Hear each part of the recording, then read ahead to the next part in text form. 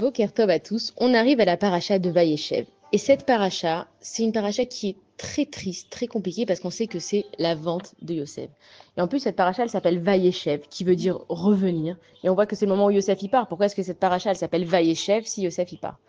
Et donc, on comprend que Yosef, c'était le fils de Rachel. Yaakov Avinu, il aimait Rachel. Et il aimait en particulier Yosef. Même dans la paracha, on dit Ele Toldot Yaakov. Alors voici la descendance de Yaakov. Yosef qui avait 17 ans et le reste des frères. C'est-à-dire que même dans la description, c'est pas logique. Tu veux, il a 12 enfants, Yaakov. Dis le nom des 12 enfants. Tu veux dire que Yosef c'est le préféré, c'est une chose. Mais pourquoi tu dis voilà, Yosef qui avait 17 ans et tous les autres. Donc déjà là, on comprend qu'il y a une énorme différence. Et on voit aussi que Yosef, en fait, c'était un enfant qui était chéri par son père. C'est-à-dire que lui, il n'allait pas travailler.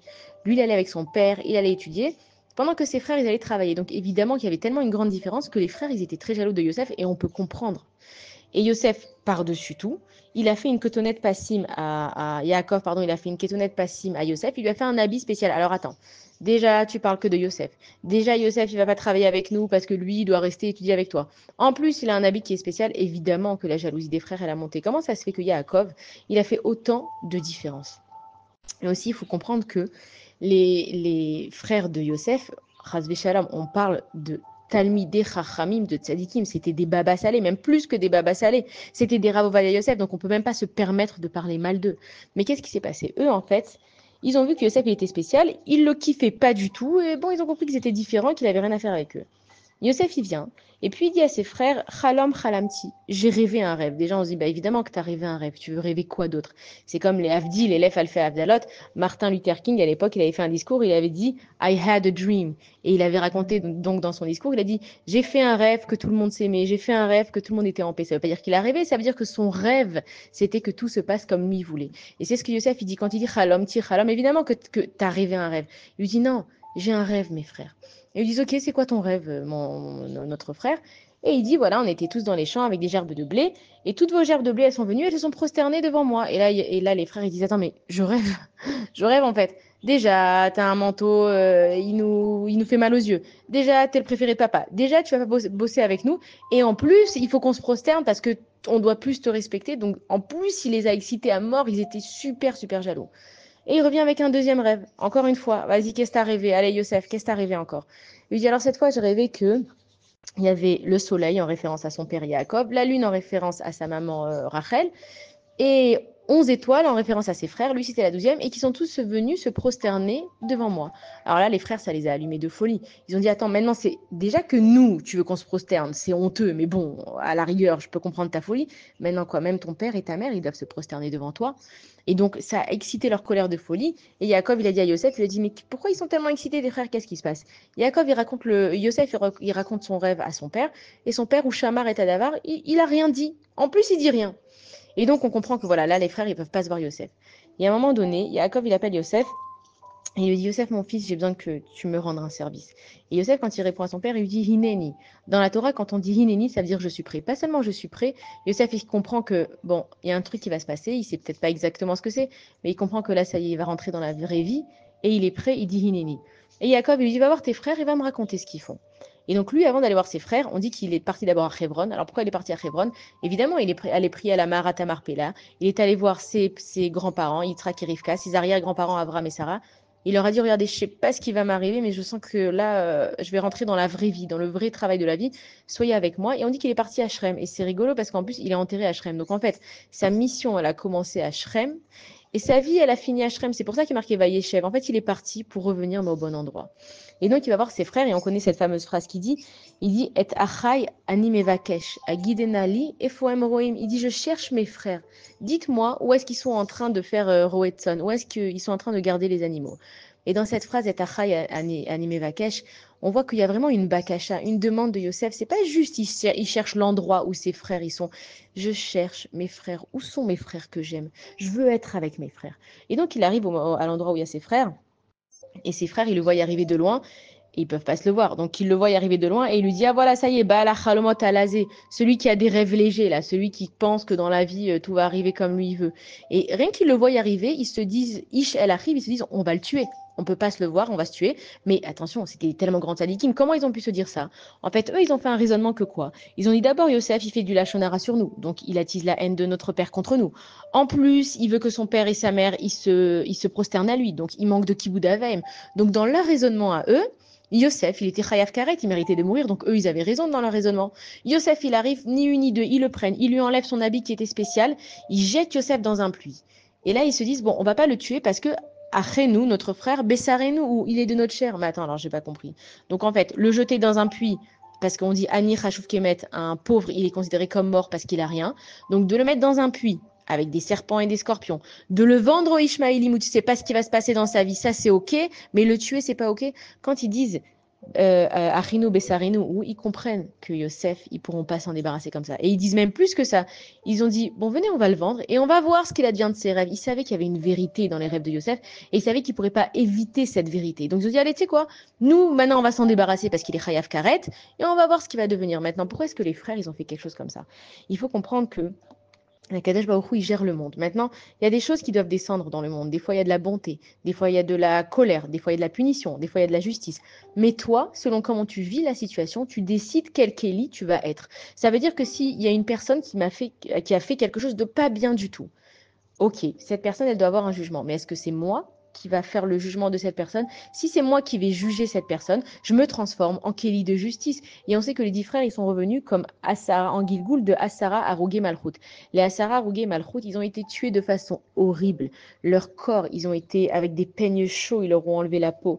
Il y en a, ils leur ont arraché la peau du visage. Il y en a qui ont été brûlés, vivants, enroulés dans des rouleaux de Sefer Torah. Ils ont subi une justice terrible. Pourquoi? Parce que Akadosh Baruch Hu, il leur a dit, Yosef, il devait descendre en Égypte, c'est vrai. Mais pourquoi ça a été vous qui l'avez envoyé en Égypte? J'aurais pu le faire capturer par des Égyptiens. Vous étiez dans Yosef, il est dans le désert, il aurait très bien pu se faire capturer. Pourquoi est-ce que vous vous êtes rendu, vous, les Kélim de la justice qui devait être faite avec Yosef? Et c'est ça qu'il faut qu'on fasse attention dans nos vies. Fais attention quel Kéli, toi, tu décides d'être. Ok, lui, il a volé, lui, il n'a pas été honnête, lui, il a menti. Mais c'est toi, par toi, que ça va passer. Et donc Yosef, lui, bon ben voilà, il est vendu à des Ishmaélim et on sait que sur la route, il s'arrête sur le kéver de sa maman qui était enterré au milieu du chemin. Maintenant, on comprend pourquoi est-ce que Rachel, elle était là-bas, parce que elle est avec Yosef. Les tzadikim, ils sont vivants. Donc Yosef, il vient, il s'arrête sur le kéver de sa mère et il lui dit, regarde maman, je suis vendu en esclave, mes frères, ils m'ont vendu. Je sais que ça va être compliqué pour moi, je sais que je vais être seule en Égypte, mais maman, je t'en supplie, sois avec moi pendant tout mon chemin. Yosef, il est vendu en Égypte.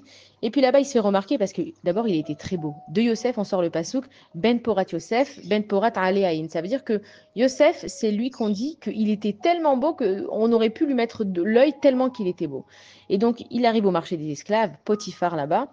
Il le remarque, il lui dit, mais c'est pas un esclave, lui. Il est magnifique. D'abord, il a des mains qui en ont jamais travaillé. Il a un corps qui n'a pas subi la fatigue du travail. Donc, il le prend pour lui. Et Yosef, il travaille tellement bien parce que Akadosh Baruch Hu, il était avec lui et lui, il était avec Akadosh Baruch Hu. Il travaille tellement bien que ça devient le chef des esclaves au point que Potiphar, il lui laisse sa maison. Maintenant, Potiphar, il est marié avec Potiphéra. Potiphéra, c'était une très belle femme. Maintenant, en plus, à l'époque, ils avaient de quoi aussi, enfin, à l'époque comme aujourd'hui, mais ils avaient vraiment de quoi se mettre en valeur. Et une beauté, c'était une vraie beauté. Et donc, Potiphéra, elle tentait Yosef tous les jours. Maintenant, c'est pas elle le tentait tous les jours, c'était toutes les heures. Elle était dans la même maison que lui. Yosef, il était tout seul. Il avait personne, pas de copain qui se confiait. Qu'est-ce qu'il pouvait déjà faire? Mais il tenait bon, non, il faut pas que je craque, c'est la femme de mon maître et j'ai pas le droit de toute façon.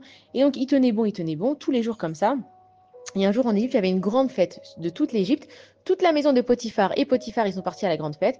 Et là, Potiphar, elle s'est dit, ok, peut-être que Yosef, il veut pas tomber parce qu'il y a du monde, parce qu'il veut pas qu'on le voit.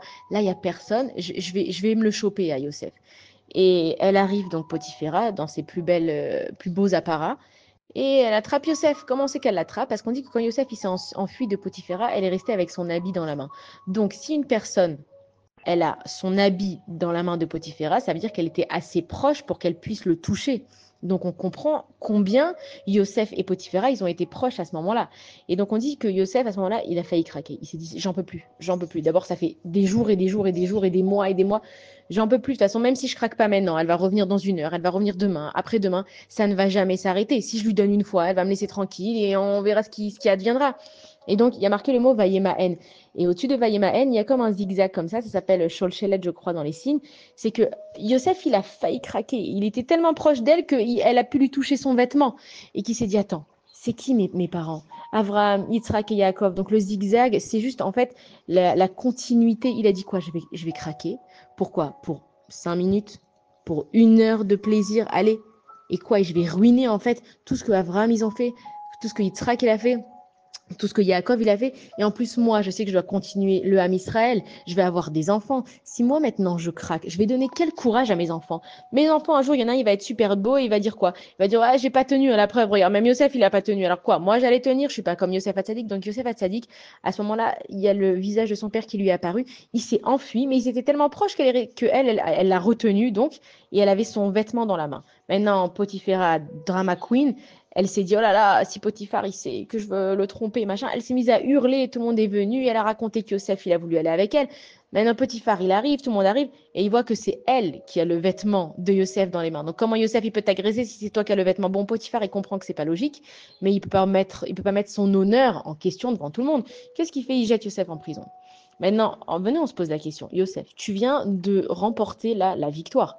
T'as pas craqué, t'as été super fort. Franchement, on s'attend à quoi? Qu'il y ait des confettis, que Kadosh Baruch Hu, il se dévoile, qu'il y ait même le Mashiach qui arrive. Et qu'est-ce qu'il a, Yosef? On le met en prison. Ok, donc il va en prison. Yosef, encore une fois, il accepte, il est avec Kadosh Baruch Hu. Et Potiphar, là-bas, bon, il lui donne le grand luxe dans la prison. Ok, mais t'es quand même en prison. Il lui dit, toi, t'as le droit à la douche, t'as le droit au manger que tu veux, t'as le droit à des feuilles, t'as le droit de ce que tu veux, t'as le droit. Et il est dans la prison et il est toujours avec Akadosh Baruch Hu. Et puis là, il y a un boulanger et un Saramashkin et une personne qui versait donc le vin au roi. Les deux, ils arrivent, ils savent pas quel est leur sort et ils ont un rêve. Le boulanger, il rêve comme ça. Le Saramashkin, il rêve comme ça. Et Yosef, en fait, il interprète leur rêve. Et on voit que dans la suite des choses, c'est que selon l'interprétation que Yosef il a eue, alors les rêves, ils ont pu se réaliser. Et quand donc le boulanger, selon l'interprétation de Yosef, il est mort, et ensuite c'est au tour de celui qui verse du vin.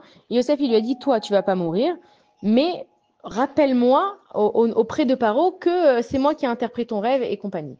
Et en fait, Yosef, il a dit 2 mots. Et pour ces 2 mots-là, Akadosh Baruch Hu, il a fait rester encore 2 ans en prison. Maintenant, attends, tu te poses la question, ça fait 20 ans que je suis en prison. Parce que j'ai demandé au chancelier, voilà ça le nom. J'ai demandé au chancelier de rappeler mon nom devant Paro. Akadosh Baruch Hu, tu me laisses encore 2 ans. Mais Yosef, il faut comprendre qu'il était tellement avec Akadosh Baruch Hu, parce qu'il avait tellement l'amida de Hémet. Yosef, c'est Tzadik et Sad Olam. Il avait tellement l'amida de Hémet que même quand Dieu lui a rajouté 2 ans, il savait que c'était pour son bien. Et la paracha, elle s'arrête là, elle nous laisse en gros suspense. Et nous aussi, on ne va pas aller plus loin dans la paracha. Mais ce qu'il faut comprendre dans cette paracha, c'est qu'il faut faire très attention. Quel Kelly je vais être pour les événements qui se passent autour de moi. Moi, je ne suis pas censée régler mes comptes avec tout le monde toute la journée. Chaque fois qu'il arrive un événement dans ma vie, la facilité, c'est dire, c'est pas moi, c'est lui qui s'est énervé, donc forcément, je me suis énervée. Non, mais c'est lui qui m'a volé, donc c'était normal en fait que je fasse ça. Non, mais c'est lui qui a dit ça sur moi, donc c'est normal que je me justifie. Non, il n'y a rien de normal dans le monde. Et c'est ce que Yosef il est en train de dire. Et achai animé vakesh. Où vous êtes, mes frères? C'est quoi cette vie que vous menez? C'est quoi cette vie de vouloir rendre justice à la place d'Akadosh Baruch Hu? Yosef, il était avec Akadosh Baruch Hu. Maintenant, le Satan, il est venu lui dire, ouais, t'es avec Akadosh Baruch Hu, on va voir, est-ce qu'en Égypte, dans le pays où il y a le plus de Touma, est-ce que tu vas être avec Akadosh Baruch Hu? Mais qu'est-ce qu'il a dit, Yosef? I had a dream. Il a dit, j'ai un rêve, moi. J'ai un rêve que même si on va me détester, même si on va m'envoyer dans un pays lointain, même si on va me séparer de mon père, I have a dream. Je sais que moi, je vais y arriver. Et comment? Parce qu'à la fin, vous allez finir par vous incliner, vous allez reconnaître que pas mes plans à moi, c'est pas Yosef qui s'est mis en avant. Vous allez reconnaître que les plans d'Akadash Baruch Hu, c'est eux les vrais plans. Donc, il faut arrêter de se rendre, en fait, nous, les justiciers du monde. Et toute la journée, on fait que ça. Il y en a un qui me klaxonne trop fort, j'ouvre la fenêtre. Ouais, qu'est-ce que tu me klaxonnes? Je vois pas que je suis mal stationné. Il faut arrêter, et ça fait plusieurs fois maintenant qu'on est dans cet état d'esprit, de rentrer dans la chavaya, dans la vie des autres. Chacun, il a son histoire. Toi, t'as volé, tu régleras tes comptes avec Akadosh Baruch Hu. Mais maintenant, moi, je dois me poser une question. Si Dieu, il est émette et qu'il n'y a rien qui arrive au hasard, pourquoi est-ce que dans ma vie, on m'a emmené quelqu'un qui me vole? Pourquoi est-ce que si Dieu, il est émette et qu'il n'y a rien par hasard, pourquoi est-ce que dans ma vie, je suis entourée de personnes qui sont en train de me mentir? C'est que la chose, elle est chez moi. Et c'est ce qu'il dit Yosef. Yosef, il a compris, il a dit, Hine ni Akadosh Baruch Hu. Cette tâche de faire découvrir le Hémet, elle est compliquée, elle est dure. Tu souffres quand tu vas dans le chemin de Hémet, mais quand tu vas dans le chemin du Hémet, tu es avec Akadosh Baruch Hu. Et c'est pour ça que même en Égypte, Yosef, il était le maître des esclaves. Il n'était pas vraiment un esclave parce que c'était lui qui décidait sur tout le monde. Il était juste en Égypte, mais il était avec Akadosh Baruch Hu. Yosef, il était en prison. Ok, dans la métiout, dans la réalité, il était en prison, mais dans la vraie réalité, Yosef, il n'a jamais quitté Akadosh Baruch Hu un instant. Et nous qui sommes en galoute aujourd'hui, on l'a expliqué plusieurs fois que c'est pas que nous, on doit sortir de la galoute, on doit sortir la galoute qui est à l'intérieur de nous. Ça veut dire que peu importe la situation dans laquelle tu es, si tu es tzaddik et sod olam, tu suis ce que Yosef il a fait, Yosef a tzaddik, si tu suis son raisonnement à lui, que dans le Hémet, tu n'es jamais seul, et quand dans le Hémet, Akadosh Baruch Hu, il est là, tu verras, et on va voir dans la suite de la paracha Bezrat Hashem la semaine prochaine, tu verras que Akadosh Baruch Hu, il peut tout tourner en un instant. Il suffit juste d'avoir la émouna suffisante, d'aller avec le Hémet. Et Bezrat Hashem, chaque chose se passera toujours pour le mieux. Shabbat shalom à tous et des bonnes nouvelles.